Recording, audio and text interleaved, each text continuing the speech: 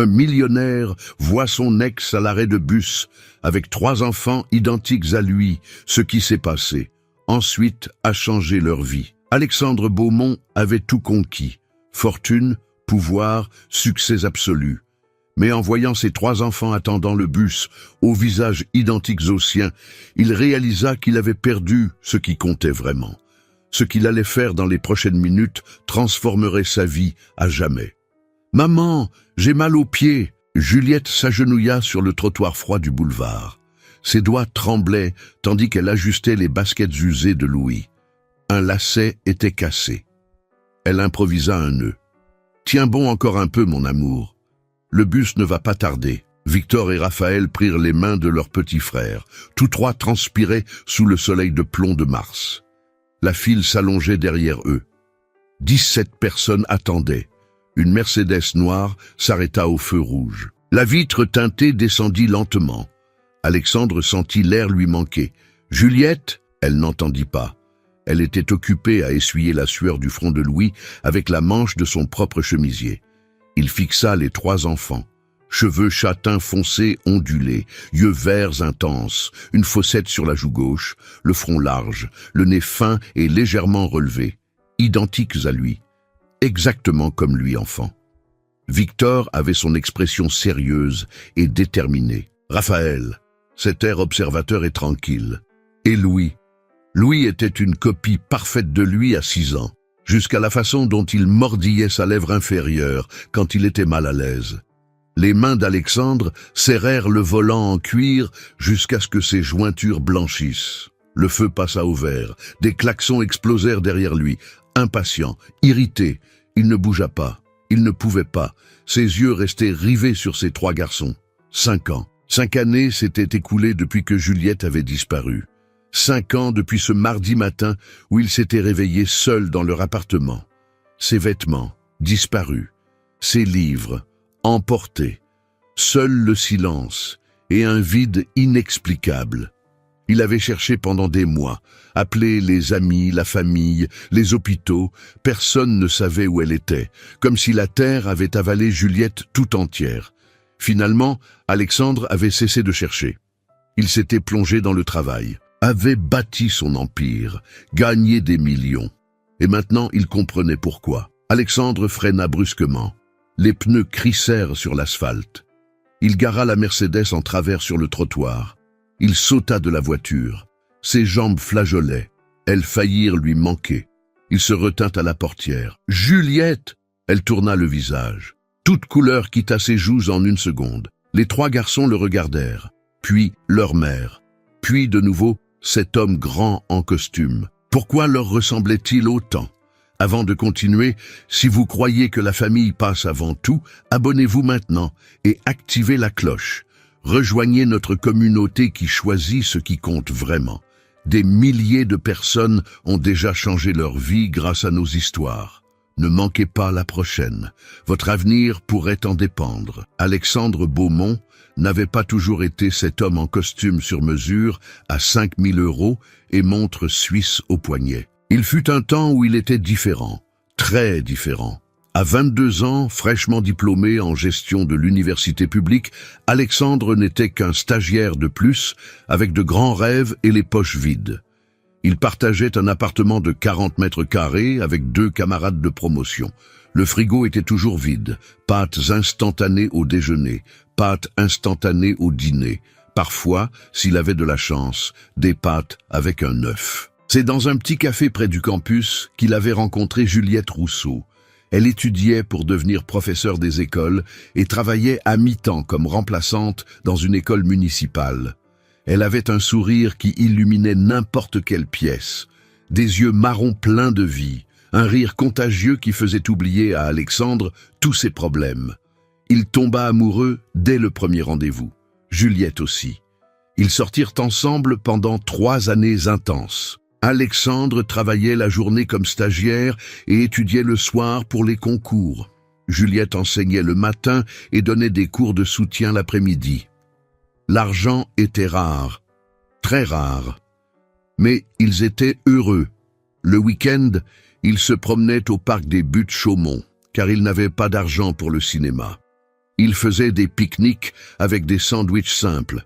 Ils parlaient pendant des heures de l'avenir qu'ils construiraient ensemble. « Un jour, je t'offrirai une vie meilleure », promettait Alexandre, en tenant les mains calleuses de Juliette. « Je construirai quelque chose de grand. Tu n'auras plus jamais à te soucier de l'argent. »« Je n'ai pas besoin de grand-chose », répondait-elle. « J'ai juste besoin que tu sois présent. » Présent. Ce mot reviendrait le hanter des années plus tard. Le tournant dans la carrière d'Alexandre eut lieu lorsqu'il eut une idée innovante pour optimiser les systèmes de gestion d'entreprise. Il développa un logiciel avec 2 amis programmeurs. La start-up décolla rapidement. Des investisseurs apparurent. L'argent commença à rentrer. Et Alexandre changea. Ce ne fut pas du jour au lendemain. Ce fut progressif, subtil, comme un courant silencieux qui vous entraîne sans que vous vous en rendiez compte. Les réunions devinrent plus longues, les dîners romantiques, plus rares. Les conversations profondes sur les rêves et l'avenir laissèrent place à des monologues sur les métriques, les investissements et l'expansion du marché. Juliette essayait de parler, réservait des dîners, appelait en pleine journée juste pour entendre sa voix. Mais Alexandre avait toujours une excuse prête. « Juste ce projet, mon amour. Après, ça ira mieux. Je dois conclure ce contrat. C'est important, comprends-moi. Je fais ça pour nous. » Mais ça n'allait jamais mieux. Et Juliette commença à réaliser qu'elle perdait l'homme qu'elle aimait au profit de quelque chose qu'elle ne pouvait pas combattre, l'ambition dévorante. Elle tomba enceinte lors de leur 3e année de relation. Ce n'était pas prévu. C'est arrivé. Et quand Juliette découvrit que ce n'était pas un bébé, mais 3, son monde s'effondra. Comment l'annoncerait-elle à un homme qui n'était presque jamais à la maison ? Un homme qui travaillait 18 heures par jour et ne dormait que 4 heures. Juliette essaya. Dieu sait qu'elle essaya. Elle organisa un dîner spécial, acheta un test de grossesse emballé dans du papier coloré, prépara son plat préféré. Alexandre annula à la dernière minute. Réunion d'urgence avec des investisseurs japonais. Elle essaya la semaine suivante. Alexandre rentra à 3 heures du matin et s'effondra de fatigue sur le canapé. À la 3e tentative, elle réussit enfin à s'asseoir avec lui, respira profondément, ouvrit la bouche pour lui dire. Le téléphone d'Alexandre sonna. Il répondit immédiatement. Passa 40 minutes à résoudre une crise au bureau pendant que Juliette attendait, la nouvelle coincée dans la gorge. Quand il raccrocha, elle avait déjà pris sa décision. Elle ne lui dirait pas. Pas de cette façon. Pas à cet homme qui était devenu un étranger. Juliette avait grandi avec un père absent, un père qui choisissait le travail chaque jour, un père qui n'apparaissait à la maison que pour dormir et repartir. Elle s'était juré que ses enfants ne vivraient pas la même chose. Alors, un mardi ordinaire de mars, Juliette fit ses valises pendant qu'Alexandre dormait profondément après une nouvelle nuit blanche au bureau. Elle ne laissa que l'appartement vide, pas de lettres, pas d'explication. Elle disparut. Et maintenant, 5 ans plus tard, debout sur ce trottoir chaud, regardant 3 garçons qui étaient son portrait craché, Alexandre Beaumont comprenait enfin le prix qu'il avait payé pour son succès. Alexandre ne pouvait détacher son regard des 3 garçons. Ils se blottirent derrière les jambes de Juliette, effrayés par cet homme grand en costume qui avait surgi de nulle part en criant le nom de leur mère. Le plus courageux fit un pas en avant. C'était celui qui avait l'expression la plus sérieuse, la plus défiante. « Vous connaissez ma mère ?» La voix enfantine déchira la poitrine d'Alexandre comme une lame aiguisée. Il ouvrit la bouche, essaya de parler. Aucun son ne sortit. Sa gorge était complètement nouée. Juliette posa des mains protectrices sur les épaules de ses 3 fils. Ses yeux brillaient de larmes non versées. « Alexandre, je peux expliquer. » « Expliquer ?» Sa voix sortit rauque, brisée. « Juliette, ses enfants, ils sont... » Oui, un seul mot. Juste un mot qui détruisit et reconstruisit le monde d'Alexandre dans le même instant. « Ils sont de moi ?» Oui, les jambes d'Alexandre fléchirent. Il s'appuya sur le capot de la Mercedes. Le monde tournait. Son cœur battait si fort que cela lui faisait physiquement mal dans la poitrine. « Pourquoi tu ne m'as jamais rien dit ?» Les mots sortirent comme un murmure désespéré. « Pourquoi as-tu disparu ?» Juliette regarda les trois garçons. Ils observèrent la scène, confus, effrayés. « Pas ici, Alexandre, pas maintenant. Ils n'ont pas besoin d'entendre ça. » Le bus 347 apparut au loin. Il freina dans un crissement aigu de métal contre métal. La porte en accordéon s'ouvrit. Juliette prit les mains des garçons. « Allons-y, les garçons. »« Attends !» Alexandre bloqua le passage. Sa main tremblait dans les airs. « Où allez-vous ? » ?»« À la maison. On doit prendre 2 bus. Ça ne te regarde pas. »« 2 bus ?» Il regarda les pieds fatigués de Louis, les visages las de Victor et Raphaël, les sacs lourds que Juliette portait. « S'il te plaît, laisse-moi vous ramener. »« Non, Juliette, s'il te plaît. » Sa voix se brisa. « Juste laisse-moi vous ramener à la maison. Après, on parlera, juste ça. S'il te plaît. » Le bus klaxonna, impatient. Le chauffeur gesticula par la fenêtre. Les gens dans la file commençaient à murmurer, à se plaindre. Juliette hésita, regarda ses fils fatigués, les sacs lourds, la chaleur insupportable de l'après-midi. « D'accord, céda-t-elle finalement, mais juste jusqu'à la maison. » Le trajet de 23 minutes jusqu'au petit appartement de Juliette à Montreuil fut le plus long et le plus intense de la vie d'Alexandre. Il conduisait lentement, attentif à chaque mot échangé sur la banquette arrière. Les 3 garçons étaient fascinés par la voiture. Ils touchaient le cuir souple des sièges de leurs doigts curieux, regardaient les vitres électriques monter et descendre avec émerveillement. « Comment tu t'appelles » demanda Alexandre, regardant dans le rétroviseur le garçon sérieux qui avait parlé plus tôt. « Victor. Et vous ?»« Raphaël » répondit celui du milieu, timide. « Louis » murmura le plus petit, serrant contre lui un ours en peluche usé. « Ce sont de jolis noms, » dit Alexandre, la voix étranglée. « Très jolis. »« Mon nom vient de la Bible, » expliqua Victor avec fierté. « David a tué un géant avec une pierre. Je sais, c'est une histoire incroyable. »« Tu aimes le foot ?» demanda le garçon. « Oui, j'aime ça. Je joue à l'école de foot. Je suis attaquant. J'ai déjà mis 7 buts cette année. » 7 buts, c'est beaucoup. Alexandre sourit malgré ses yeux embués. « Tu dois d'être très bon. Je suis le meilleur de mon équipe, » affirma Victor sans modestie. Raphaël tira la manche de Juliette. « Maman, je peux lui montrer mes dessins ?»« Tu dessines ?» demanda Alexandre. Le garçon hocha la tête. Il sortit un carnet écorné de son sac à dos, feuilleta jusqu'à trouver un dessin d'une famille. Père, mère et 3 enfants se tenant la main. Alexandre sentit son cœur se serrer. « C'est magnifique, Raphaël. Tu as beaucoup de talent. Merci, » murmura le garçon, souriant pour la première fois. Louis resta silencieux, serrant son ours. Il observait seulement Alexandre dans le rétroviseur avec ses yeux verts intenses, si semblables aux siens. « Et toi, Louis, qu'est-ce que tu aimes ?» Le garçon enfouit son visage dans l'ours. « Il est timide, » expliqua doucement Juliette. « Mais il adore les dinosaures, il connaît tous leurs noms. Vraiment, moi aussi j'aimais les dinosaures quand j'avais ton âge. » Louis leva les yeux, intéressé.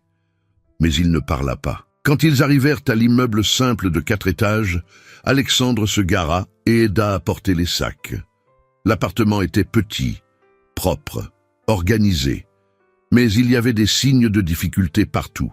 Meubles anciens, murs écaillés, canapés rapiécés avec du ruban adhésif. Les 3 garçons coururent vers leur chambre partagée. Alexandre entendit le son d'une vieille console de jeu s'allumer. Juliette posa les sacs dans la cuisine minuscule, servit 2 verres d'eau d'une carafe en plastique fissurée. « Alors, » commença-t-elle, « tu veux savoir pourquoi ?»« J'ai besoin de savoir. » Juliette respira profondément. Ses mains tremblaient autour du verre. « J'étais enceinte, Alexandre. Enceinte de 3 bébés. Et toi, tu n'étais presque jamais à la maison. Tu travaillais 18-20 heures par jour. Quand j'essayais de parler de notre avenir, de nous, tu changeais de sujet ou tu répondais au téléphone. Comment allais-je te dire que j'attendais non pas 1, mais 3 bébés ?» Alexandre sentit l'air lui manquer. « Tu aurais dû me le dire, j'avais le droit de savoir. » « Le droit ?» Les yeux de Juliette brillèrent d'une colère contenue. « Quel genre de père aurais-tu été, Alexandre ?» Un père qui passe une fois par semaine entre 2 réunions. Un père qui manque les anniversaires, les fêtes d'école, les matchs de foot. J'ai grandi comme ça. Mon père a choisi le travail tous les jours. Je n'allais pas laisser mes enfants subir la même douleur. Alors tu as décidé de m'enlever complètement cette chance. J'ai décidé de les protéger d'avoir un père à moitié. Le silence tomba lourdement entre eux, chargé, douloureux. Alexandre regarda par la fenêtre le petit parc usé où d'autres enfants jouaient. Un désir commença à brûler dans sa poitrine. Ce n'était pas seulement connaître ses enfants, c'était être présent, vraiment présent dans leur vie, être le père qu'ils méritèrent d'avoir depuis le début. Mais comment? Comment reconstruirait-il 5 années entières perdues? Je veux les connaître, dit Alexandre, regardant Juliette droit dans les yeux. Je veux être leur père. Ce n'est pas si simple, Alexandre. Je sais que ça ne l'est pas. Mais donne-moi une chance, juste une chance de faire les choses bien cette fois. Juliette croisa les bras. Son visage montrait des années de lutte, de nuits blanches, de décisions difficiles prises seules. Une chance? Alexandre, tu ne comprends pas. Il ne s'agit pas juste de débarquer ici et de jouer au papa le week-end. Ils ne te connaissent pas. Pour eux, tu es un étranger, un homme riche en costume qui est apparu de nulle part. Alors, laisse-moi changer ça. Comment? Sa voix monta d'un ton. Comment vas-tu changer 5 ans d'absence? Comment vas-tu leur expliquer pourquoi tu n'as jamais été là? Comment vas-tu gagner la confiance de 3 enfants qui ont appris à vivre sans père? Alexandre n'avait pas de réponse. La vérité faisait plus mal que tout ce que Juliette pouvait dire. Et il y a plus, continua-t-elle. Tu travailles toujours combien d'heures par jour? 15, 18? Tu penses que tu as changé, mais as-tu vraiment changé? Ou vas-tu faire comme avant? Promettre d'être présent mais ne jamais l'être vraiment? J'ai changé. Changé? Juliette laissa échapper un rire amer. Tu portes un costume qui coûte plus que mes 3 mois de loyer. Tu es arrivé dans une voiture qui vaut plus que tout ce que je possède. Je parie que ton téléphone sonne toutes les 5 minutes pour une urgence du travail. Comme s'il était invoqué, le téléphone d'Alexandre vibra dans sa poche. Il ne regarda même pas. Tu vois, lança Juliette. Il sonne déjà. Je ne répondrai pas. Aujourd'hui, non. Mais tu répondras demain, et après-demain, et dans un mois, tu seras comme avant, à faire passer le travail avant tout. Alexandre sentit la frustration monter. Elle n'avait pas tort, mais elle n'avait pas entièrement raison non plus. Juliette, je sais que j'ai tout gâché. Je sais que j'ai été un petit ami épouvantable. Mais ne m'enlève pas la chance d'être un bon père, s'il te plaît. Il ne s'agit pas de toi, Alexandre. Les larmes coulèrent enfin sur son visage. Il s'agit d'eux, de 3 garçons qui ont déjà tant vécu, qui m'ont vu pleurer quand l'argent manquait, qui ont mangé du riz et des haricots pendant des semaines parce qu'il n'y avait rien d'autre, qui ont grandi sans père parce que je l'ai choisi pour les protéger. Les protéger de quoi? De moi?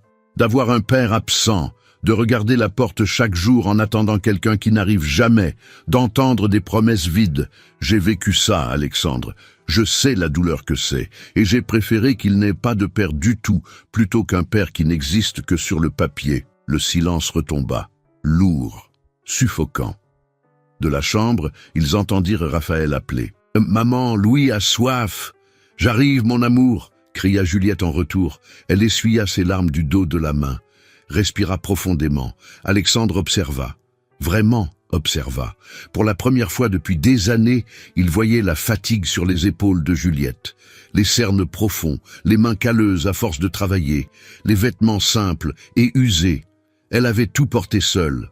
3 enfants, 2 emplois, le loyer, la nourriture, l'école, les médicaments, tout, pendant qu'il accumulait des millions. « De combien as-tu besoin ?» demanda-t-il soudain. « Quoi ? De combien as-tu besoin par mois ? Pour les enfants, l'école, la nourriture, les vêtements. Combien ?» Le visage de Juliette devint rouge de colère. « Tu crois qu'il s'agit d'argent ? Tu crois que tu peux acheter le droit d'être leur père ? Non, ce n'est pas ça. Je veux juste... Tu veux juste quoi ? Soulager ta conscience en envoyant un chèque à la fin du mois ? Te sentir mieux dans ta peau ? Je veux aider. Alors sois là. » Sa voix résonna dans la cuisine. « N'envoie pas d'argent. Sois là. Sois là quand Victor fait un cauchemar au milieu de la nuit. Sois là quand Raphaël pleure parce que les garçons de l'école se sont moqués de son dessin. Sois là quand Louis a 40 de fièvre à 3 heures du matin. C'est ce genre d'aide dont ils ont besoin. Alexandre resta silencieux. Chaque mot était une flèche en plein cœur. « Mais tu ne peux pas, n'est-ce pas ?» continua Juliette, plus calme maintenant. « Parce que tu as des réunions, tu as des voyages, tu as un empire à gérer. Et je comprends ça, Alexandre. Je comprends que tu as construit quelque chose d'important, mais la famille aussi, c'est important, et tu dois choisir. » Choisir. Oui, choisir, parce que tu ne peux pas être un père à moitié. Soit tu es là, totalement là, en les mettant en premier. Soit tu n'es pas là, il n'y a pas de juste milieu. Le téléphone d'Alexandre vibra à nouveau, et encore une fois, et une autre. Juliette regarda sa poche. « Tu vois, 3 appels en 5 minutes. Combien de temps avant que tu ne doives répondre, avant que tu ne doives partir en courant pour résoudre une crise? Je peux changer mon emploi du temps. Je peux. Tu peux ou tu vas le faire?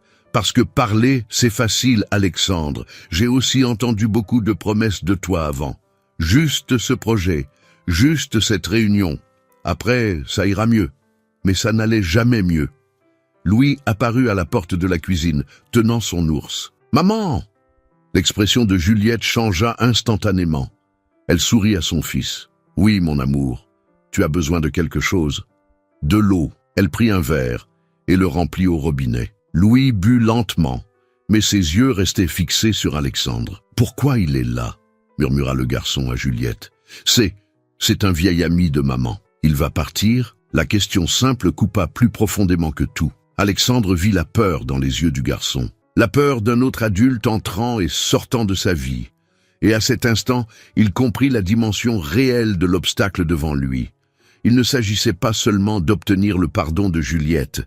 Il ne s'agissait pas seulement d'apprendre à être père.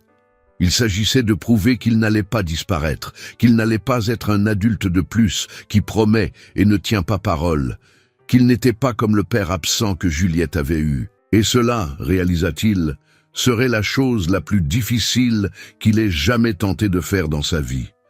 Juliette accepta de laisser Alexandre venir. Mais elle établit des règles claires, tous les jours à 18 heures. 1 heure seulement. Pas de cadeaux chers, pas de promesses qu'il ne pouvait tenir. La première semaine fut un désastre absolu. Alexandre arriva le lundi directement du bureau.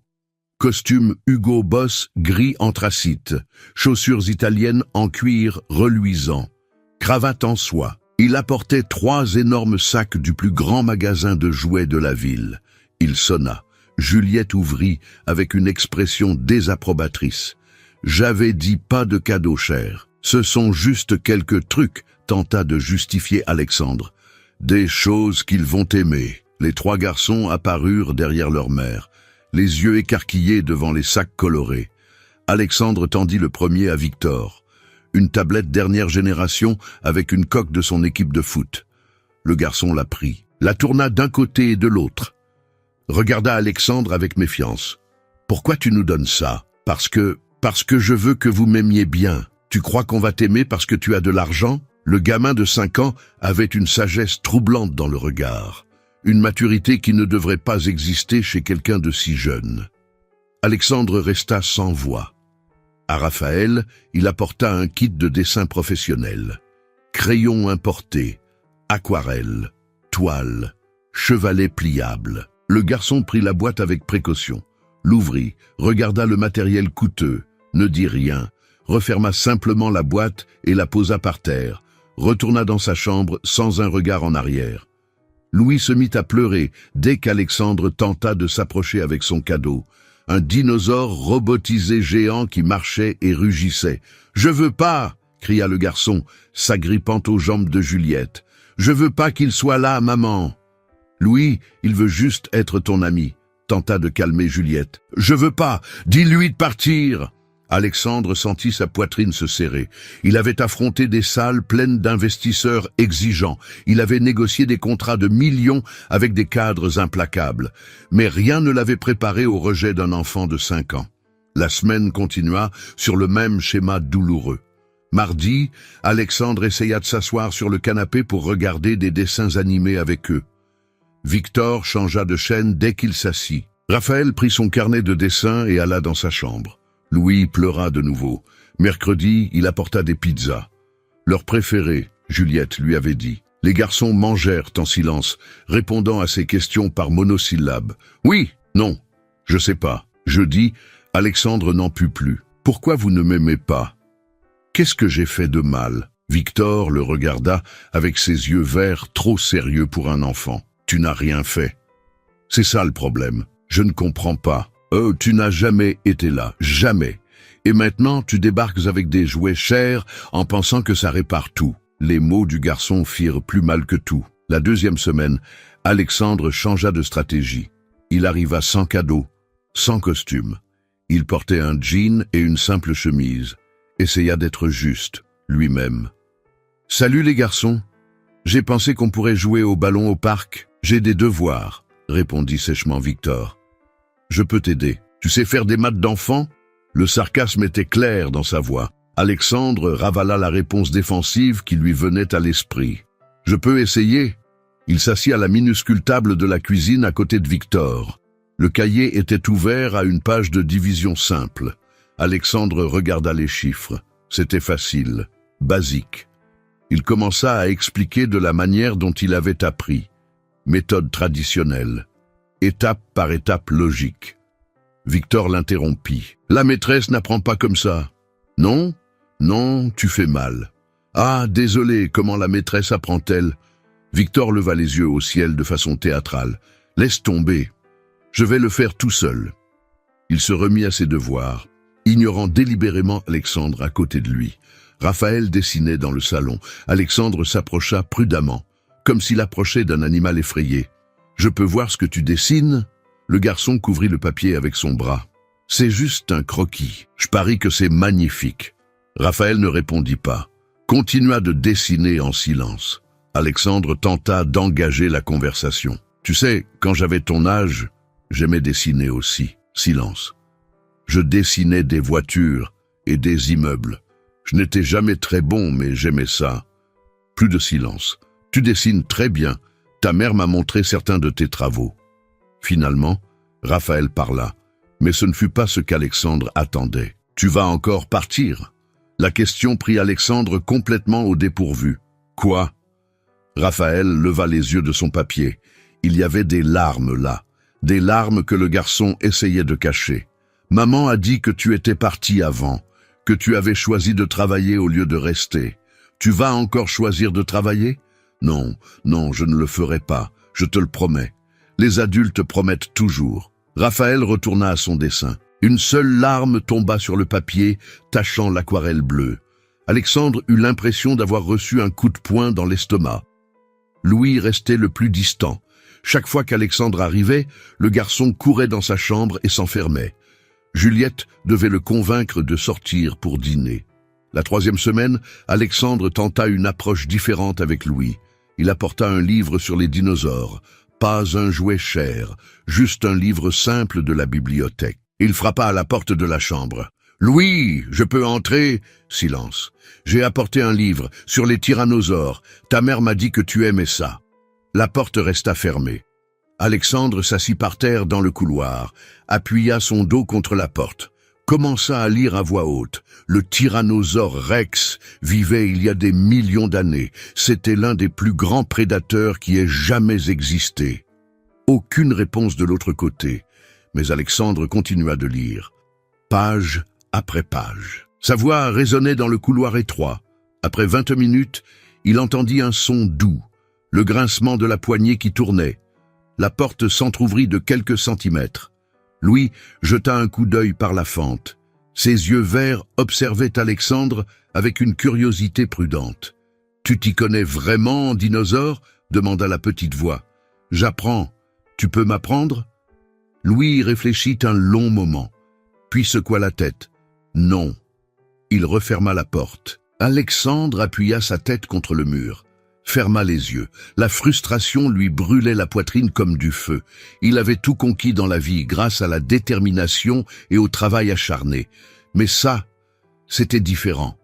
Il n'y avait pas de raccourci, pas de stratégie d'entreprise, pas d'argent qui puisse acheter ce dont il avait vraiment besoin. La confiance de 3 garçons qui ne le connaissaient pas. La 4e semaine arriva. Alexandre était émotionnellement épuisé. Chaque visite était une torture silencieuse. Chaque regard distant des garçons le coupait plus profondément. Chaque réponse monosyllabique semblait être une porte se fermant sur son visage. Il pensait à abandonner. Chaque nuit, seul dans son penthouse vide, l'idée lui traversait l'esprit. Peut-être que Juliette avait raison. Peut-être n'était-il pas capable d'être le père dont ils avaient besoin. Peut-être valait-il mieux simplement envoyer de l'argent chaque mois et les laisser tranquilles. Mais chaque matin, en se réveillant, il regardait la photo que Juliette lui avait donnée. Les 3 garçons souriant à la plage. Ses fils, sa chair et son sang. Et la détermination revenait. Le mercredi de cette semaine-là, Alexandre fit une promesse qui allait tout changer. « Les garçons, dit-il pendant le dîner tendu habituel, que diriez-vous d'aller au jardin des plantes samedi ?» Les 3 levèrent les yeux de leurs assiettes. Surpris. « Au zoo ?» répéta Victor, méfiant. « Oui, j'ai vu qu'il y a une nouvelle exposition de dinosaures animatroniques. J'ai pensé que vous aimeriez. » Louis lâcha sa fourchette. Ses yeux brillèrent pour la première fois depuis qu'Alexandre le connaissait. « Des vrais dinosaures ? Eh bien, pas des vrais. Ce sont des robots, mais ils sont très réalistes. »« Je veux y aller !» cria le garçon, oubliant complètement sa timidité. Raphaël montra aussi de l'intérêt. « Il y a une partie sur l'art là-bas. »« Oui, un atelier de peinture sur le thème des animaux. »« Je peux y aller, maman ?» implora Raphaël à Juliette. Elle regarda Alexandre. Il y avait de la méfiance dans ses yeux, mais il y avait aussi de l'espoir. Un espoir petit et fragile. « Vous pouvez.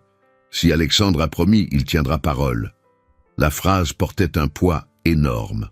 Un test, un défi. Les garçons passèrent les 2 jours suivants excités. Victor fit des recherches sur tous les animaux qu'il verrait. Raphaël prépara son carnet de dessins pour l'emporter. Louis choisit sa tenue de dinosaure 3 jours à l'avance. Alexandre se prépara aussi, annula des réunions, délégua des tâches, organisa son agenda pour avoir le samedi complètement libre. Le vendredi soir, son téléphone sonna. Philippe Bernard, le directeur financier de l'entreprise. « Alexandre, nous avons une situation. L'investisseur coréen est en ville. Il ne peut nous rencontrer que demain matin. C'est maintenant ou nous perdons le contrat. » Alexandre regarda la photo des garçons sur son bureau. « Je ne peux pas, Philippe. J'ai un engagement avec mes fils. Il y a 16 millions en jeu. Tu peux voir tes fils n'importe quel jour. »« Non, je ne peux pas. Dis à l'investisseur que je le rencontrerai lundi. Mais Alexandre, il repart pour Séoul dimanche. Si ce n'est pas demain, alors ce ne sera pas. Tu es fou? Tu es en train de jeter... » Alexandre raccrocha. Ses mains tremblaient. 16 millions. Il venait de refuser 16 millions. Pour la première fois en 10 ans de carrière, il avait placé quelque chose au-dessus du travail. Mais quand il arriva à l'appartement de Juliette le samedi matin à 9 heures précises, il trouva une scène différente de celle qui l'attendait. Juliette était pâle, les yeux rouges de fatigue. « Alexandre, je suis désolé. » Son cœur se serra. « Que s'est-il passé? Les garçons sont malades. Tous les 3 ont attrapé un virus pendant la nuit. Ils ont de la fièvre, des vomissements, la diarrhée. Nous ne pourrons pas y aller. » Alexandre sentit la frustration exploser en lui. Il avait refusé 16 millions, tout annulé.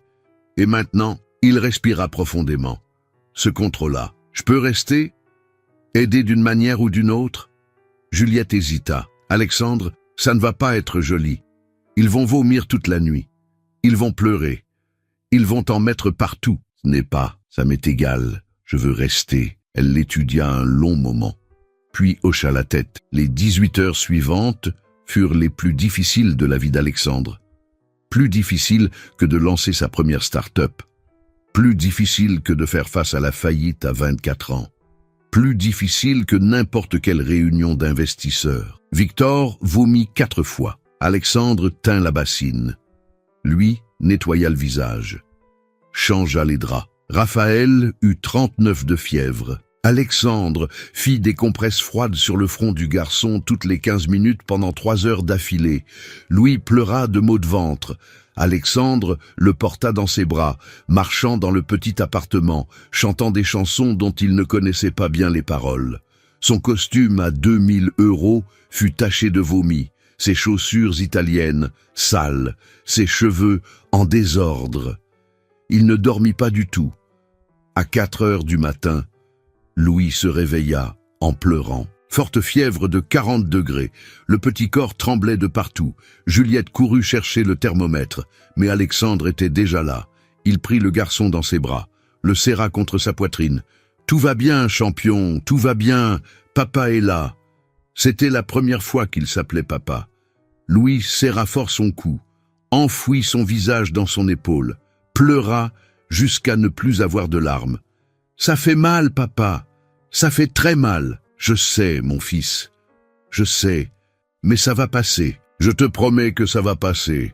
Et je vais rester ici avec toi jusqu'à ce que ça passe. » Louis pleura jusqu'à s'endormir dans les bras d'Alexandre. Et même endormi, il ne lâcha pas son cou. Alexandre resta là, debout au milieu du salon sombre, tenant ce petit garçon fiévreux qui, enfin, l'avait appelé papa. Des larmes coulèrent silencieusement sur son visage. Quand le soleil se leva, les 3 garçons allaient mieux. La fièvre avait baissé. Les vomissements s'étaient arrêtés. Ils dormaient paisiblement. Juliette trouva Alexandre effondré sur la chaise du salon, tenant toujours Louis. Tous deux dormaient profondément. Elle s'arrêta à la porte, observa la scène, prit une photo avec son vieux téléphone. Et pour la première fois depuis qu'Alexandre était réapparu dans sa vie, quelque chose changea en elle. Peut-être. Juste peut-être, il essayait vraiment. Si vous avez déjà senti que vous perdiez du temps avec ceux que vous aimez en étant trop concentré sur le travail, laissez un like maintenant. Et dans les commentaires, écrivez « Il n'est jamais trop tard pour changer ». Votre histoire peut inspirer quelqu'un qui a besoin de lire cela aujourd'hui. Continuons. 2 semaines s'étaient écoulées depuis cette nuit-là. La relation d'Alexandre avec les garçons avait radicalement changé. Ce n'était pas parfait. Il y avait encore des moments de tension. Mais maintenant, Louis ne pleurait plus quand il arrivait. Raphaël montrait ses dessins sans qu'on ait à le lui demander. Et Victor l'avait même invité à voir son match de foot à l'école. Alexandre ne le manqua pas. Il s'assit sur le gradin improvisé sous un soleil de plomb pendant 2 heures. Cria quand Victor marqua un but. Consola le garçon quand l'équipe perdit d'1 point. Mais quelque chose bouillonnait en lui, une conscience croissante, une vérité qu'il ne pouvait plus ignorer. Il travaillait toujours 12 heures par jour. Il répondait toujours aux appels pendant le dîner. Il vérifiait toujours ses emails, compulsivement, même quand il était avec les garçons.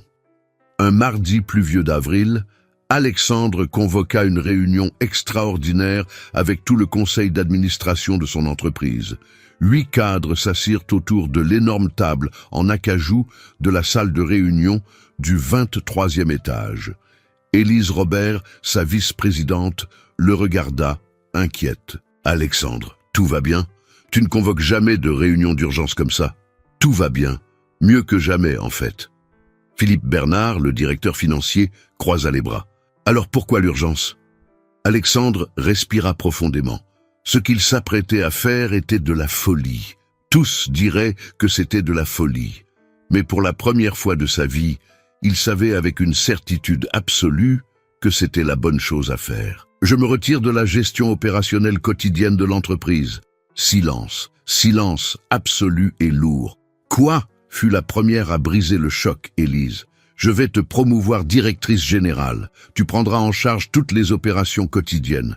Je resterai président du conseil, mais je ne travaillerai que 3 jours par semaine, lundi, mercredi et vendredi. » « Alexandre, tu as bâti cette entreprise à partir de rien, » protesta Philippe. « Tu es le cœur de tout ça. Tu ne peux pas simplement partir. » « Je ne pars pas. Je me repositionne. » « Pourquoi » Que s'est-il passé? Alexandre regarda par la fenêtre panoramique. La ville s'étendait sous lui. Immeubles, voitures, gens minuscules courant d'un côté à l'autre. Il avait conquis tout cela, bâti un empire en 10 ans, et avait failli perdre ce qui comptait vraiment dans le processus. Parce que j'ai 3 fils qui ne me connaissent pas. Parce que j'ai perdu 5 ans de leur vie à construire quelque chose qui peut fonctionner parfaitement sans ma présence quotidienne. Mais eux ne le peuvent pas. Ils ont besoin de moi. Alexandre, sois raisonnable, insista Philippe. Tu peux engager des nounous, tu peux envoyer des cadeaux, tu peux les voir le week-end, tu n'as pas besoin de détruire tout ce que tu as construit. Détruire, la voix d'Alexandre sortit plus fort qu'il ne l'avait prévu. Je ne détruis rien. Je construis quelque chose que j'aurais dû construire il y a des années. Une famille. Élise tripota nerveusement ses papiers. Et tu penses que je suis prête à être DG? Tu es plus que prête. Tu gères déjà pratiquement tout quand je suis en voyage. Et tu auras mon soutien total les 3 jours où je serai ici. Les investisseurs vont paniquer, prévint un autre directeur. Alors nous leur parlerons. Nous leur montrerons les chiffres. Montreront que l'entreprise a une structure solide, qu'elle ne dépend pas d'une seule personne. Et si ça ne marche pas, défia Philippe, et si l'entreprise commence à couler sans ta présence? Alexandre le regarda droit dans les yeux. Alors je devrais faire confiance à l'équipe incroyable que j'ai mis 10 ans à monter. Et si même comme ça ne marche pas, au moins je n'aurais pas perdu 5 autres années de l'enfance de mes fils. La réunion dura 3 heures. Il y eut de la résistance. Il y eut des arguments animés, il y eut des chiffres présentés, des projections, des analyses de risques. Mais à la fin, Alexandre gagna. Il était, après tout, l'actionnaire majoritaire. La nouvelle fuita dans la presse le lendemain matin. Le PDG milliardaire se retire pour s'occuper de ses enfants. Alexandre Beaumont privilégie la famille à son empire.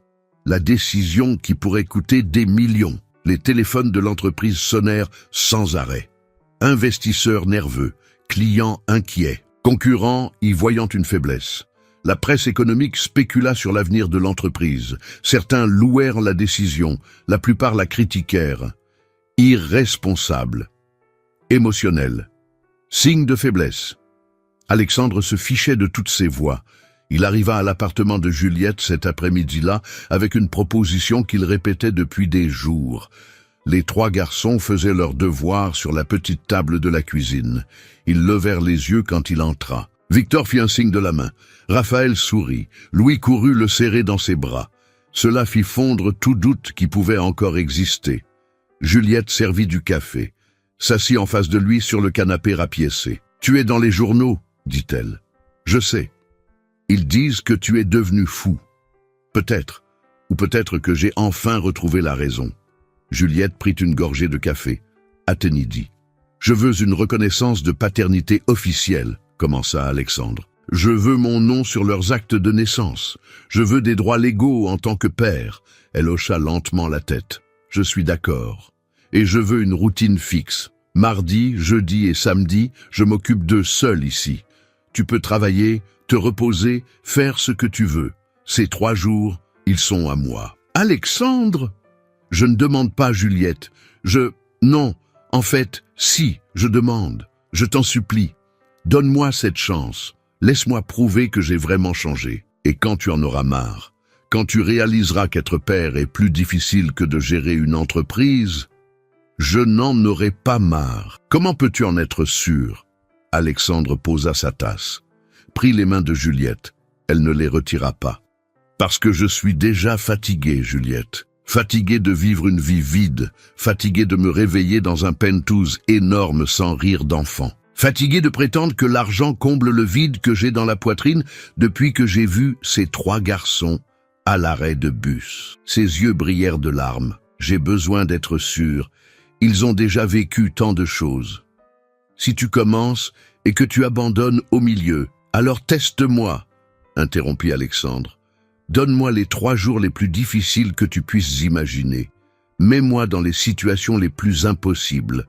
Si j'échoue, tu pourras m'éloigner pour toujours. Mais donne-moi la chance d'essayer. Juliette regarda les 3 garçons. Ils faisaient semblant de faire leurs devoirs, mais écoutaient clairement chaque mot. Elle respira profondément. D'accord. Le premier test arriva la semaine suivante. Juliette avait une conférence pédagogique à Lyon, 4 jours d'absence, du jeudi au dimanche. Alexandre resterait seul avec les triplés pour la première fois, complètement seul. Jeudi matin, 6h15. Le réveil sonna. Alexandre sauta du canapé de Juliette, où il avait dormi. Il devait réveiller les garçons, leur donner le petit déjeuner, les préparer pour l'école et les y déposer à 7h45. 1h30. À quel point cela pouvait-il être difficile? Très, très difficile. Victor ne voulait pas se réveiller. Alexandre secoua gentiment le garçon. Rien. Secoua à nouveau. Victor se tourna de l'autre côté et se rendormit. Victor, mon fils, tu dois te réveiller. L'école commence dans 5 minutes, marmonna le garçon à moitié endormi. 15 minutes plus tard, Alexandre réussit enfin à le tirer du lit. Mais Raphaël ne trouvait pas son matériel d'art plastique. Complètement paniqué. « J'en ai besoin. Madame Julia va me mettre absent. Je vais perdre des points. »« Calme-toi, on va le trouver. Où l'as-tu laissé ? » ?»« Je ne sais pas. Si je le savais, je ne serais pas en train de chercher. » Tandis qu'il retournait la chambre minuscule à la recherche de la trousse de crayons de couleur, Louis renversa du lait sur son uniforme propre. Il pleura bruyamment et de façon inconsolable. « Tout est mouillé. Je ne veux pas y aller comme ça. »« Ce n'est pas grave. On va te changer. Calme-toi. Mais c'est mon uniforme porte-bonheur. Je le mets toujours le jeudi. » Alexandre ne savait pas qu'il existait des uniformes porte-bonheur, ni que les jeudis étaient spéciaux. Il prit un autre uniforme identique dans l'armoire. Louis pleura plus fort. « Ce n'est pas le même. 7h20, 25 minutes de retard. » Alexandre brûla les toasts du petit déjeuner. La fumée déclencha l'alarme incendie. Le bruit strident effraya les 3 garçons. Ils arrivèrent à l'école à 8h10, 25 minutes de retard. La directrice le regarda avec désapprobation. « Monsieur Beaumont, la ponctualité est importante. Je sais, désolé, ça n'arrivera plus. » Mais il savait que cela arriverait probablement. Le soir, Alexandre essaya de préparer leur dîner préféré. Juliette avait laissé des instructions détaillées. Pâtes aux boulettes de viande maison. Les pâtes devinrent trop molles, presque de la bouillie. Les boulettes, brûlées à l'extérieur et crues à l'intérieur. « C'est dégoûtant !» se plaignit Victor, crachant la première bouchée dans sa serviette. « Je sais. Désolé, je ne suis pas très bon cuisinier. »« Très bon ? Tu es nul. » Raphaël piqua la boulette suspicieusement. « C'est rouge au milieu. » On commande une pizza, les 3 garçons célébrèrent comme si Alexandre avait annoncé un voyage à Disneyland. Pendant qu'ils attendaient la livraison, Alexandre aida Raphaël avec son projet d'art plastique. Il n'avait aucune compétence. Ses grandes mains gênaient plus qu'elles n'aidaient.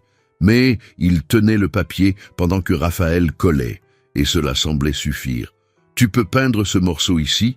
demanda Raphaël, lui tendant un pinceau. « Moi, mon fils, je vais gâcher ton travail. »« Non, tu ne vas pas.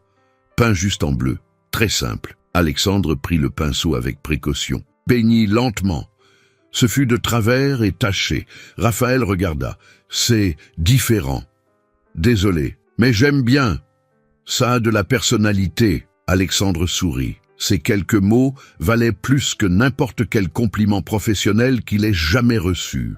Louis voulait une histoire avant de dormir. Alexandre n'en connaissait aucune par cœur. Juliette lisait toujours dans de petits livres, mais Alexandre ne savait pas quelles étaient les préférées.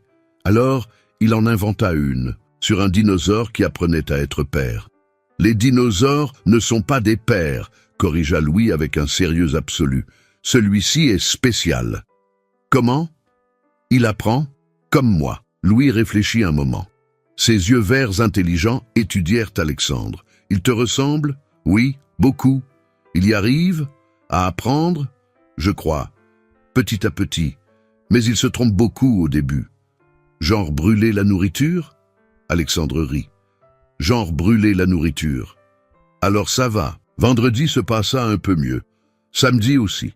Dimanche, Alexandre réussit même à faire des crêpes sans toutes les brûler. Mais alors arriva lundi. L'école appela à 10h30 du matin. Alexandre était en réunion du conseil. Son téléphone vibra avec insistance. « Excusez-moi » demanda-t-il en sortant de la salle. « Monsieur Beaumont, c'est de l'école Espérance. » Victor a eu un accident. Le cœur d'Alexandre s'arrêta. Quel genre d'accident? Il est tombé du jeu dans la cour. Il s'est cogné le bras. Nous pensons qu'il est peut-être cassé. Vous devez venir le chercher et l'emmener à l'hôpital. Alexandre ne retourna même pas dans la salle de réunion. Il prit ses clés, partit en courant. Il trouva Victor à l'infirmerie de l'école, pleurant doucement, essayant d'être courageux mais ayant clairement très mal. Le bras gauche gonflé et dans un angle étrange. « Salut, champion. Papa !» Le garçon tendit son bras valide. « Ça fait très mal, papa. » Victor l'avait appelé papa. « Je sais, mon fils, je sais. Mais on va à l'hôpital maintenant. Ils vont s'occuper de toi. » Aux urgences, Alexandre tint la main droite de Victor pendant que les médecins examinaient son bras gauche. Le garçon serrait ses doigts avec force à chaque vague de douleur. « Il va falloir un plâtre, » expliqua le médecin. « Fracture simple, ça guérira bien. » Pendant la pause du plâtre, Victor pleura. Alexandre ne lâcha pas sa main un seul instant. « Ça fait mal, papa. Papa, encore. Je sais, mon fils. Mais ça va passer. Je suis là. Je ne vais nulle part. » Quand ils sortirent de l'hôpital 3 heures plus tard, Victor avait un plâtre blanc du poignet au coude. Et Alexandre avait la certitude absolue qu'il avait fait le bon choix. Ils allèrent chercher Raphaël et Louis à l'école. Les deux coururent, inquiets, en voyant le plâtre de leur frère. « Ça fait mal ?»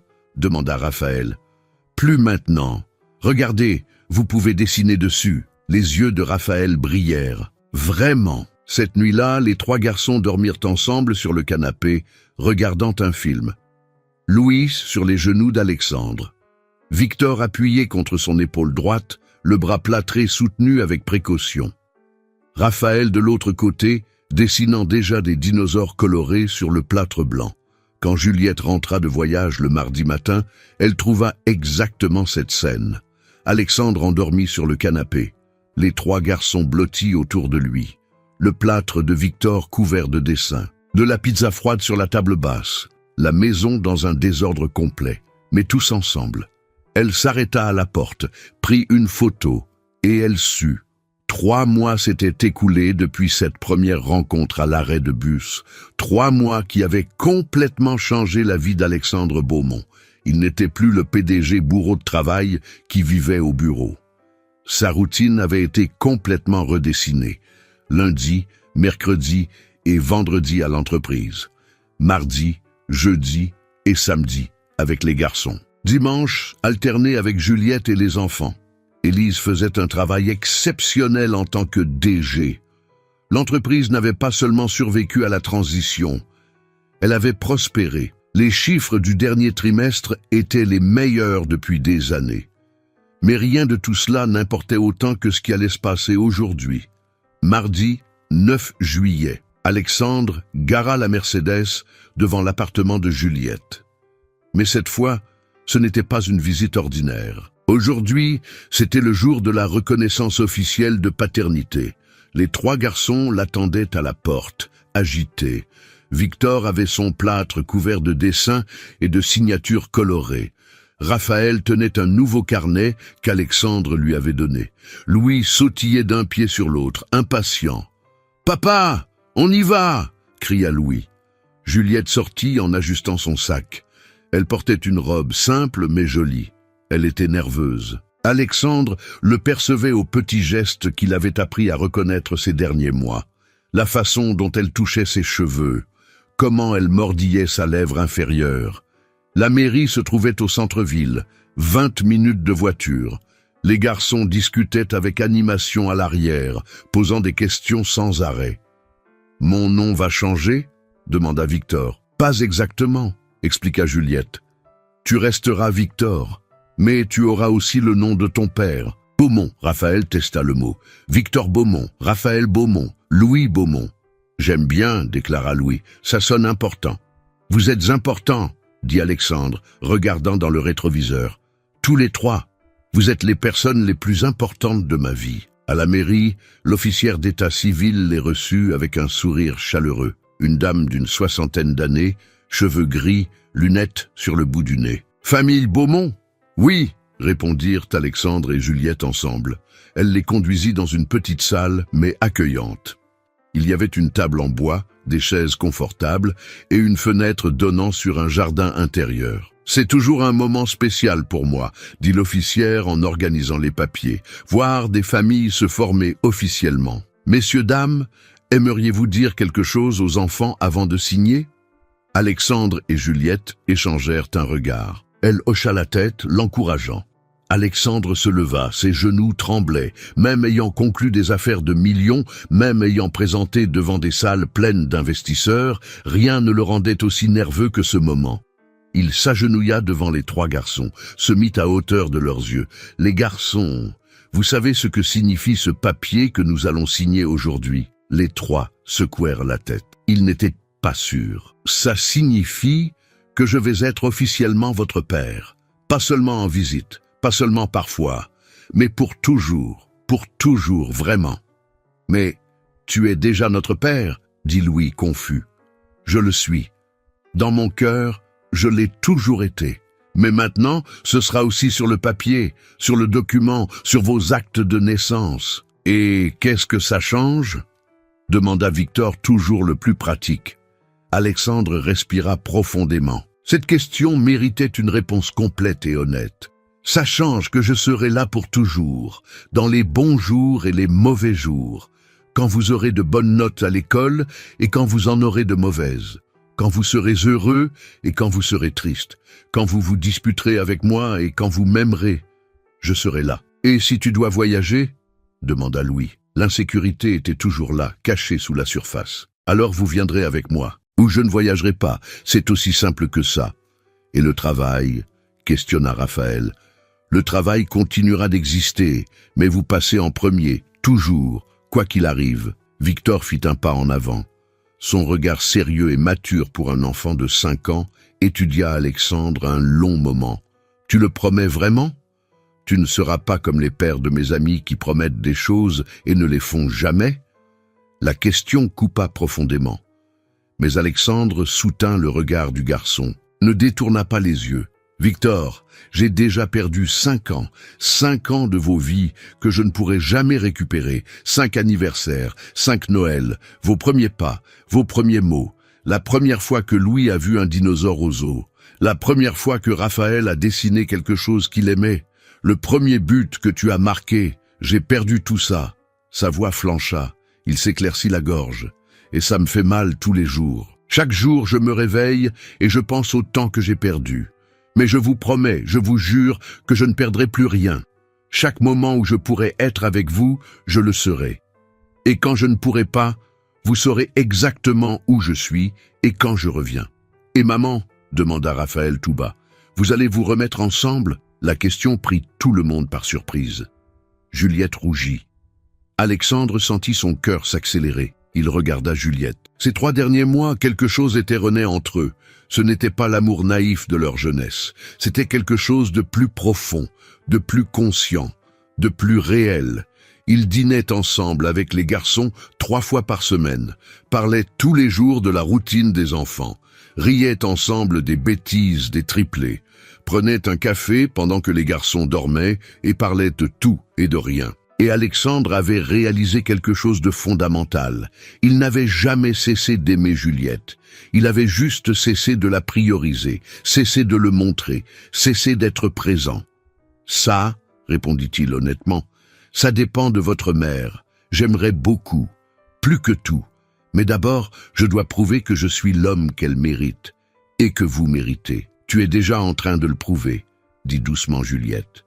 Une larme coula sur sa joue. L'officière d'état civil essuyait aussi ses yeux discrètement. « Je crois, continua Juliette, qu'on peut se donner une chance, doucement.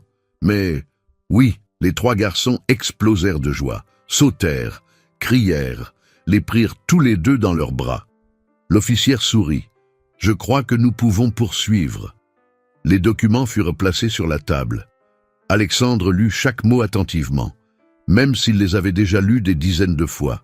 Chaque clause, chaque ligne, chaque paragraphe qui le reconnaissait officiellement comme le père de Victor Rousseau-Beaumont, Raphaël Rousseau-Beaumont et Louis Rousseau-Beaumont. Il signa d'une main ferme. Juliette signa. L'officière tamponna. « Voilà, annonça-t-elle, officiellement reconnu. Elle prit 3 nouveaux actes de naissance, les tendit à Alexandre. Il tint les papiers à 2 mains. Lut à voix haute, la voix étranglée. Victor Rousseau-Beaumont, Raphaël Rousseau-Beaumont, Louis Rousseau-Beaumont. Des larmes tombèrent sur les documents. Il n'essaya même pas de les cacher. Ils ont mon nom. Ils ont vraiment mon nom. Ils l'ont toujours eu, murmura Juliette. Maintenant, c'est juste officiel. Alexandre serra les 3 garçons dans ses bras en même temps. Les serra fort, comme s'il n'allait jamais les lâcher. Et dans cette simple mairie, un mardi ordinaire de juillet, Alexandre Beaumont devint enfin officiellement ce que son cœur savait déjà qu'il était. Père. À l'extérieur de la mairie, le soleil de juillet brillait fort. Alexandre tenait les 3 actes de naissance comme s'ils étaient les documents les plus précieux du monde. Et ils l'étaient. Les garçons coururent devant, excités. Ils virent un petit parc en face du bâtiment. Des balançoires, un toboggan, une bascule vieille mais fonctionnelle. « Je peux aller jouer, maman ?» demanda Victor. « Oui, mais fais attention à ton bras. » Les 3 s'élancèrent. Juliette et Alexandre les suivirent lentement, s'asseyant sur un banc en bois à l'ombre d'un arbre feuillu. « Ça va ?» demanda Juliette. Alexandre essuya d'autres larmes. « Mieux que bien. Mieux que je ne l'ai jamais été de toute ma vie. » Elle prit sa main, entrelaça ses doigts. « J'avais tort, tu sais. »« À propos de quoi ?»« À propos de toi. Je pensais que tu ne changerais jamais, que tu serais toujours cet homme obsédé par le travail. Mais tu m'as prouvé que j'avais tort. Tu n'avais pas tort. J'étais cet homme. Mais vous retrouver, c'était comme me réveiller d'un cauchemar, réaliser que je gaspillais ma vie pour des choses qui n'ont pas d'importance. » De l'autre côté du parc, quelques personnes commencèrent à le reconnaître. Murmures, regards curieux. Alexandre Beaumont, le PDG milliardaire qui était apparu dans les journaux pour s'être éloigné de son entreprise. Un couple de personnes âgées passe après, chuchotant. C'est lui, celui qui a tout quitté pour ses enfants. Courageux ou fou, commenta la femme. Je pense que c'est courageux. Alexandre se fichait des regards, des jugements. Pour la première fois de sa vie, l'opinion publique n'importait pas. Une jeune mère s'approcha timidement. « Excusez-moi, monsieur Beaumont. » Alexandre leva les yeux. « Oui, je voulais juste vous dire merci. Mon mari a lu votre histoire dans le journal, sur la façon dont vous avez choisi vos enfants plutôt que votre carrière, et ça a changé quelque chose en lui. Il a commencé à rentrer plus tôt à la maison, à dîner avec nous, à être présent. » Ses yeux brillaient de larmes. « Vous n'avez pas idée de l'impact que votre histoire a eu. » Elle n'attendit pas de réponse, sourit simplement et s'éloigna. Juliette serra sa main. « Tu vois, tu changes plus que ta propre vie. » Louis revint en courant. « Papa, viens me pousser sur la balançoire. »« J'arrive, champion. » Alexandre se leva. Mais avant d'y aller, il regarda Juliette. Vraiment, regarda. Il vit la femme incroyable qu'elle était, qu'elle avait toujours été, la force, le courage, le dévouement avec lequel elle avait élevé 3 enfants seuls pendant 5 ans. « Juliette, j'ai besoin de te dire quelque chose. »« Quoi ? Je n'ai jamais cessé de t'aimer, pas une seule seconde pendant ces 5 ans. J'avais oublié comment le montrer, comment prioriser, comment être présent. Alexandre, laisse-moi finir. S'il te plaît. » Il prit ses 2 mains. « Je sais que je ne peux pas récupérer les 5 années perdues.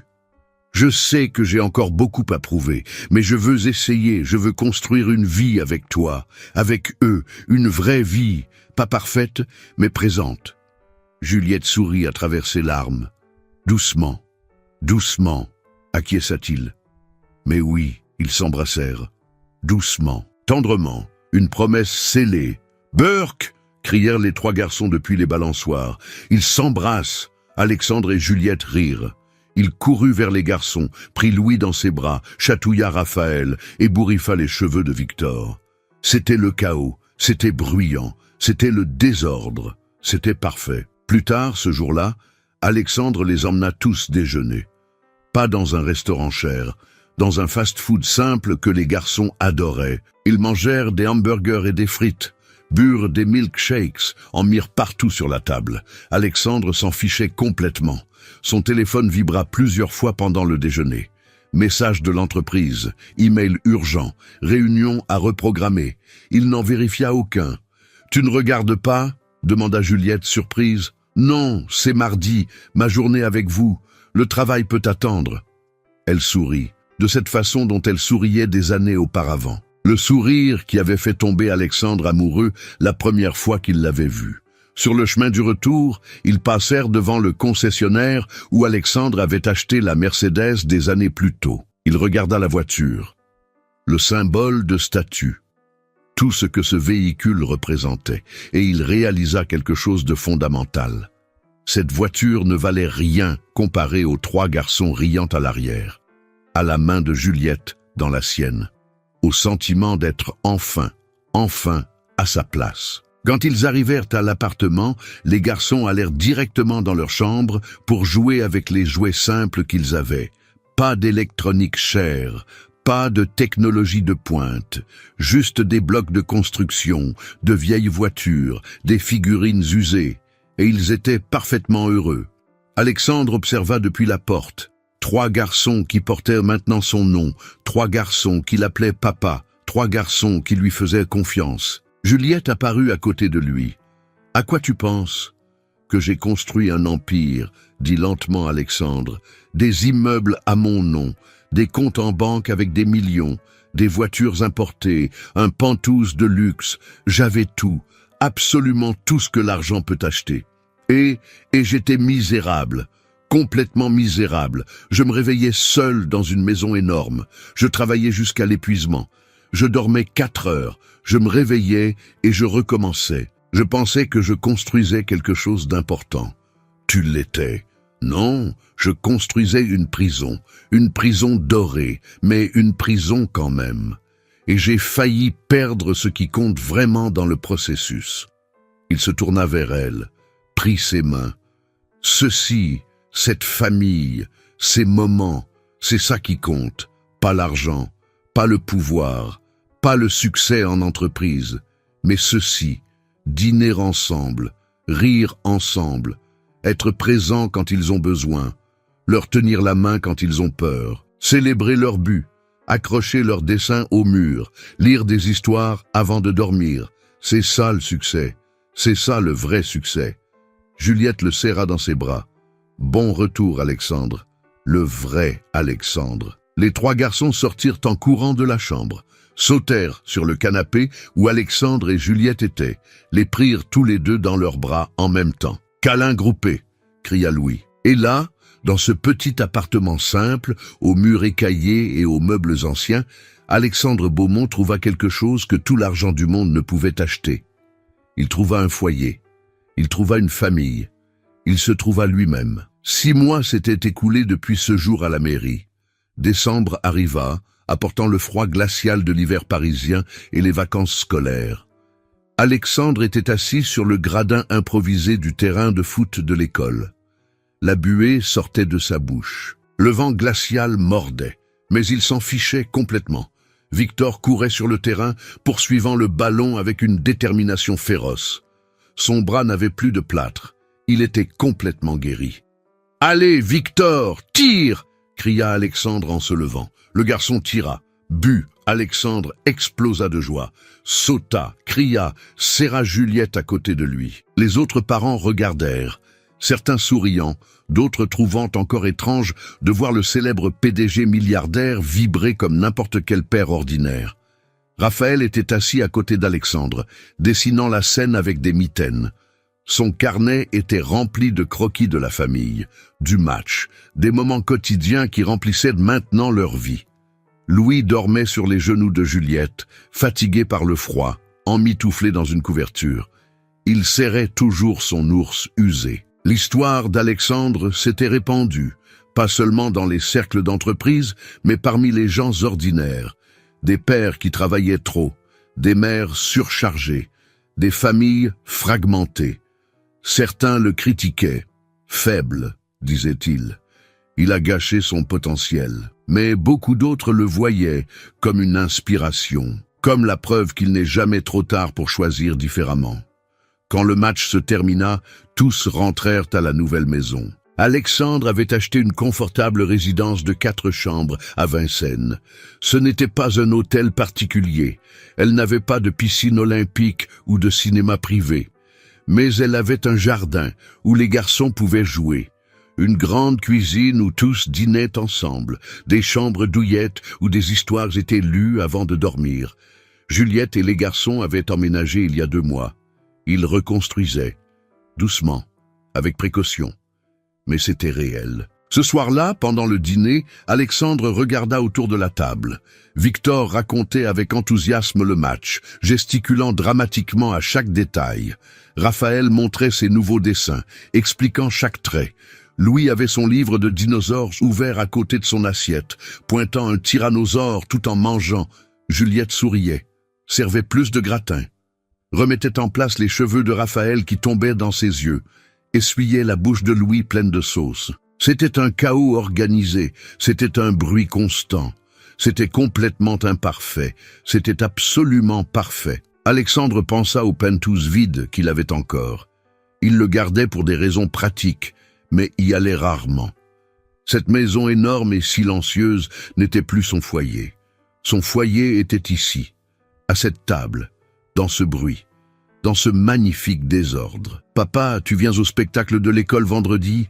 demanda Raphaël. « Je ne manquerai ça pour rien au monde. »« Et tu vas vraiment voyager avec nous pour les vacances ?» vérifia Louis pour la 1000e fois. « Tout est déjà réservé. 2 semaines au ski, un chalet simple, mais au pied des pistes. Juste nous 5. Et tu ne vas pas travailler du tout ?» défia Victor, testant encore occasionnellement. « Mon téléphone restera éteint. La seule chose que je vais faire, c'est des batailles de boules de neige avec vous, et perdre lamentablement à la luge. » Les 3 garçons échangèrent des regards satisfaits, des sourires complices. Plus tard, après que les enfants se soient endormis, Alexandre et Juliette s'assirent dans le petit jardin d'hiver. La nuit était froide et claire, les étoiles scintillaient dans le ciel gelé. « Tu es heureux ?» demanda Juliette. Alexandre n'eut pas besoin de réfléchir. « Plus heureux que je n'aurais jamais imaginé pouvoir l'être. Même pas un peu de nostalgie, de la vie d'avant, du pouvoir, du prestige ?» Il rit doucement. « Tu sais ce qui est drôle ? Je pensais que c'était ça, la vie. Réunions interminables, dîners d'affaires, voyages pour des événements d'entreprise. Je pensais que je vivais pleinement. Et maintenant, je réalise que je ne faisais qu'exister, survivre, allant d'un engagement à l'autre sans jamais être vraiment présent nulle part. J'avais tout, et je n'avais rien en même temps. » Juliette posa sa tête sur son épaule. « Le succès ne se mesure pas en argent, » continua Alexandre. « Il ne se mesure pas en titre ou en réussite professionnelle. Il ne se mesure pas au nombre de zéros sur votre compte en banque ou au nombre de personnes qui travaillent pour vous. Alors, comment se mesure-t-il ? En câlin avant de dormir, en « je t'aime » dit sans raison spéciale, en dîners en famille à écouter des histoires folles, en étant présent quand ils se réveillent d'un cauchemar, en célébrant chaque petite victoire comme si c'était la plus grande du monde. 1 an après ce jour à l'arrêt de bus, la vie d'Alexandre Beaumont était méconnaissable. L'entreprise continuait de prospérer sous la direction d'Élise. Les bénéfices augmentaient, de nouveaux contrats étaient signés. La transition que beaucoup avaient prédite comme un désastre était devenue un cas d'école étudié dans les écoles de commerce. Alexandre restait président du conseil. Ses 3 jours par semaine étaient productifs et ciblés. Mais quand l'horloge marquait 18 heures et qu'il était temps de rentrer chez lui, il rentrait, sans culpabilité, sans regarder en arrière, sans emporter de travail, parce que la maison était là où ses enfants l'attendaient. Victor était devenu le buteur de l'équipe de l'école. 15 buts cette saison. Alexandre était présent à chaque match, chaque entraînement important, chaque célébration. Raphaël eut un dessin sélectionné pour l'exposition de l'école. Alexandre aida à l'encadrer. Pleura quand il vit son fils expliquer fièrement son art aux autres parents. Louis n'avait finalement plus peur de dormir dans le noir. Non pas parce que la veilleuse dinosaure avait disparu, mais parce qu'il savait que son père était dans la chambre d'à côté, toujours présent, toujours disponible. Juliette et Alexandre se marièrent lors d'une cérémonie simple dans le jardin de la maison. Juste la famille proche et les amis intimes. Victor, Raphaël et Louis étaient les garçons d'honneur. Ils portaient de petits costumes qui les faisaient ressembler à de petits hommes. Portèrent les alliances avec un sérieux adorable. Quand le maire demanda si quelqu'un avait une objection au mariage, Louis cria « Moi, j'en ai une. Pourquoi vous avez mis autant de temps ?» Tout le monde rit, même le maire. La nouvelle vie apporta des défis. Tout n'était pas rose. Il y avait des caprices, des disputes sur les devoirs, des nuits blanches quand quelqu'un tombait malade, des factures à payer, des décisions difficiles sur l'éducation et la discipline. Mais il y avait aussi des rires, tellement de rires, des dimanches matins paresseux, des films en famille avec du pop-corn, des batailles d'oreillers, des histoires inventées avant de dormir, des étreintes serrées et des « je t'aime » murmurés. Alexandre apprit qu'être père, ce n'était pas être parfait, c'était être présent, se montrer, choisir chaque jour de mettre ses 3 enfants en premier. Il faisait encore des erreurs, perdait patience parfois, brûlait le dîner avec une fréquence inquiétante, ne savait pas coiffer les cheveux et ses tentatives étaient des désastres comiques. Mais il était là, tous les jours, sans faute. Les gens lui demandaient s'il regrettait. La décision radicale, l'argent qu'il avait cessé de gagner, les opportunités qu'il avait refusées. Sa réponse était toujours la même. Je ne regrette qu'une seule chose, ne pas l'avoir fait 5 ans plus tôt, parce qu'Alexandre avait enfin compris la leçon que la vie essayait de lui apprendre depuis si longtemps. Vous pouvez construire le plus grand empire du monde. Vous pouvez avoir votre nom sur des gratte-ciel et des magazines. Vous pouvez accumuler des fortunes inimaginables. Mais si vous rentrez chez vous et que personne ne vous attend, s'il n'y a pas de câlins et de rires et d'histoires à raconter, alors vous avez tout construit en vain. La vraie richesse n'est pas dans ce que vous avez, mais dans qui vous avez. Elle n'est pas dans le nombre de personnes qui travaillent pour vous, mais dans le nombre de personnes qui vous aiment vraiment. Elle n'est pas dans la taille de votre maison, mais dans la chaleur de votre foyer. Et le véritable héritage ne se mesure pas en argent ou en pouvoir. Il se mesure en souvenirs, en leçons enseignées, en valeurs transmises, en amour démontré non par des mots, mais par une présence constante et inconditionnelle. Alexandre avait appris à ses dépens qu'il n'est jamais trop tard pour changer. Il n'est jamais trop tard pour choisir différemment. Il n'est jamais trop tard pour devenir la personne que vous auriez toujours dû être, mais il vaut mieux ne pas attendre d'avoir presque tout perdu pour réaliser ce qui compte vraiment. Cette nuit de décembre, avec ses 3 fils endormis dans les chambres d'à côté et Juliette à ses côtés dans le lit, Alexandre Beaumont dormit enfin en paix complète. Parce qu'en FM, après avoir tant cherché, il était exactement là où il devait être. À la maison, avec sa famille, présent.